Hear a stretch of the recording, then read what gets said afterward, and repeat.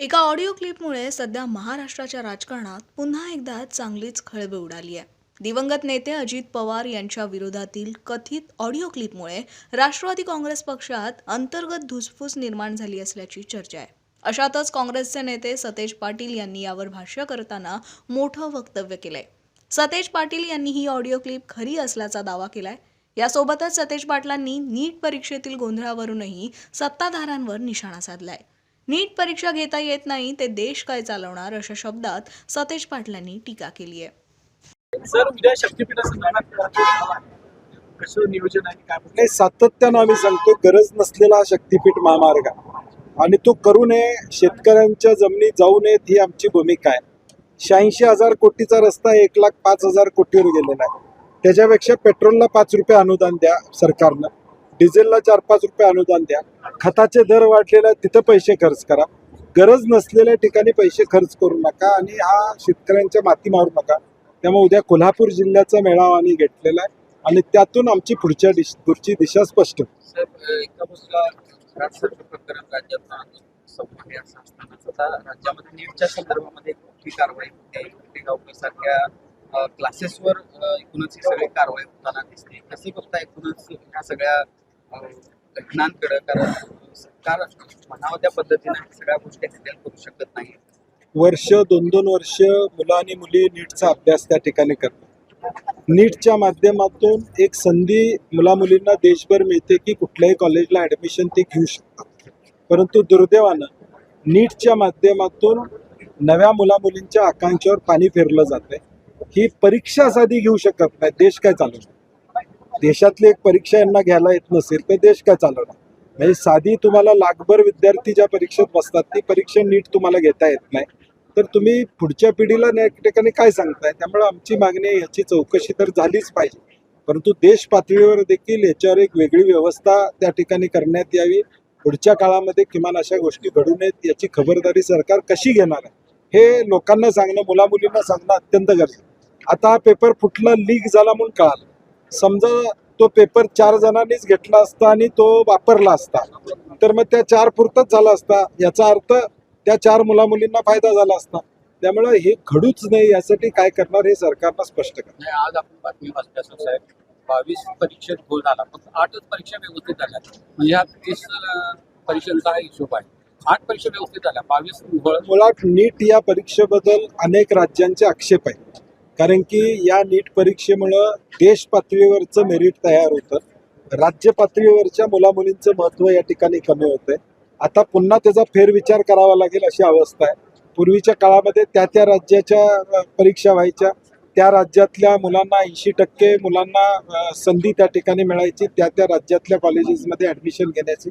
आता देश पातळीवरचं मेरिट झाल्यामुळं आज एखादा महाराष्ट्रातला मुलगा हा काश्मीरमधल्या कॉलेजमध्ये देखील या ठिकाणी जाऊ शकतो, महाराष्ट्रातला मुलगा आसाममधल्या कॉलेजमध्ये देखील जाऊ या ठिकाणी शकतो. म्हणून मला वाटतं नीट परीक्षा पेपर फुटीच्या पार्श्वभूमीवर केंद्र शासनानं नीट परीक्षा योग्य आहे का राज्य पातळीवरची परीक्षा संयुक्तिक राहील याचा फेरविचार करा. नाही, मी ते सांगितलं. मी माझं म्हणणं मुळात नीट परीक्षेबद्दल आक्षेप आहे. नीट परीक्षा राज्य पातळीवर घ्यावी का हा पहिला निर्णय घेतला पाहिजे, आणि नाही घेतला तरी पारदर्शकपणे व्हावी एवढी आमची अपेक्षा आहे. काय आपल्याला म्हणायचं आहे आणि काय भ्रष्टाचार म्हणजे नेमकं काय? एका बाजूला उद्योग यावेत म्हणून रेड कार्पेट टाकलं जाते, दावोसला जाऊन दौरे केले जातात. दुसऱ्या बाजूला 5,000, 10,000, 20,000, 25,000 स्क्वेअर फीट ज्याला जागा पाहिजे त्याला त्या ठिकाणी जागा मिळत नाही. कागल MIDC मध्ये मोकळ्या जागा आहेत, एजंटांचा सुळसुळाट चालू आहे. अमक्या एजंटला भेटला, आता मी पुढच्या 1-2 दिवसात एजंटांची नावं, त्यांच्या प्रॉपर्टी काय आहेत हे सांगणार आहे. एजंटाला भेटलं की त्या ठिकाणी ताबडतोब प्लॉट त्या ठिकाणी दिला जातो. मग ती मिलाप नावाची व्यवस्था कशासाठी केलेली आहे? त्या मिलाप ऑनलाईन पोर्टल जो केलेला आहे बोगस आहे, त्याच्यातून काही साध्य होत नाही. मिलापवर लॉक केलं जातं आणि मग त्या लोकांना एजंट कॉन्टॅक्ट करतात की तू मिलापवर जरी भरला असलं तरी आमची पूर्तता केल्याशिवाय तुला पुढं प्लॉट मिळणार नाही.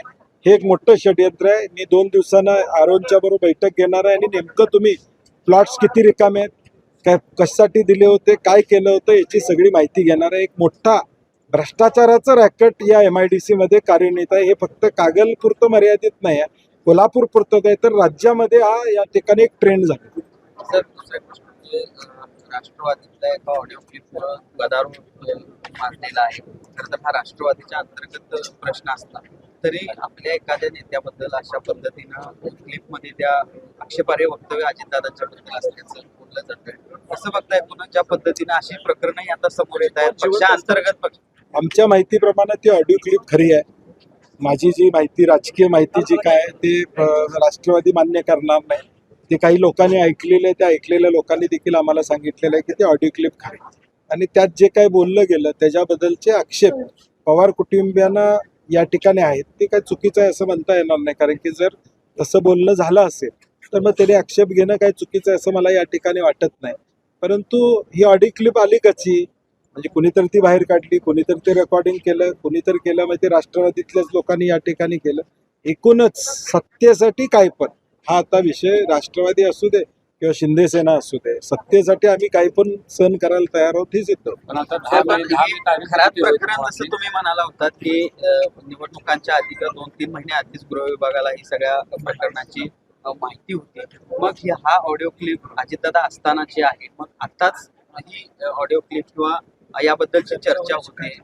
नाही, मला वाटतं रोहित पवारांनी ज्या पद्धतीनं काही गोष्टी समाज माध्यमासमोर आणलेल्या आहेत, अजितदादा असताना काय चाललं होतं, काय नाही चाललं होतं, मला वाटतं त्या अजितदादांना पण त्याची कल्पना होती.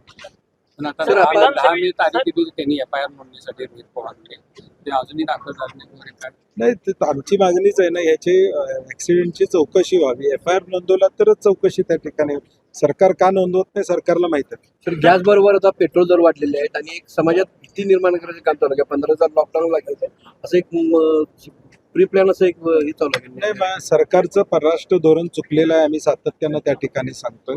चुकीचं धोरण या ठिकाणी झालेलं आहे. जे देश आपल्याबरोबर मैत्रीत होते ते सुद्धा घालवून बसलेलं आहे सरकार. आणि आता अजून 10-20 रुपये दर वाढणार आहे अशी चर्चा या ठिकाणी अजून चालू आहे. म्हणजे एकूणच ह्या सगळ्या गोष्टीमध्ये सरकार अपयशी झालेलं आहे आणि काँग्रेस या दरवाढी विरोधात 2 दिवसात रस्त्यावर उतरून आंदोलन या ठिकाणी करणार. विधान परिषदेच्या 17 जागांची आता हे लागले निवडणुका लागल्या. 1 जूनला शेवटची तारीख आहे. एकंदरीत काँग्रेस आणि महाविकास आघाडीची तुमची रणनीती काय असणार? या संदर्भात प्रदेश अध्यक्ष आणि आमच्या वरिष्ठ लोकांची 8-10 दिवसापूर्वी चर्चा झालेली आहे. काही प्राथमिक चर्चा झालेल्या आहेत. जिथं आमचं संख्याबळ आहे, स्थानिक स्वराज्य संस्थांच्या या निवडणुका आहेत, जिथं आमचं संख्याबळ आहे, उमेदवार आहेत, तिथं आम्ही उमेदवार निश्चितपणे या ठिकाणी महाविकास आघाडी म्हणून देऊ.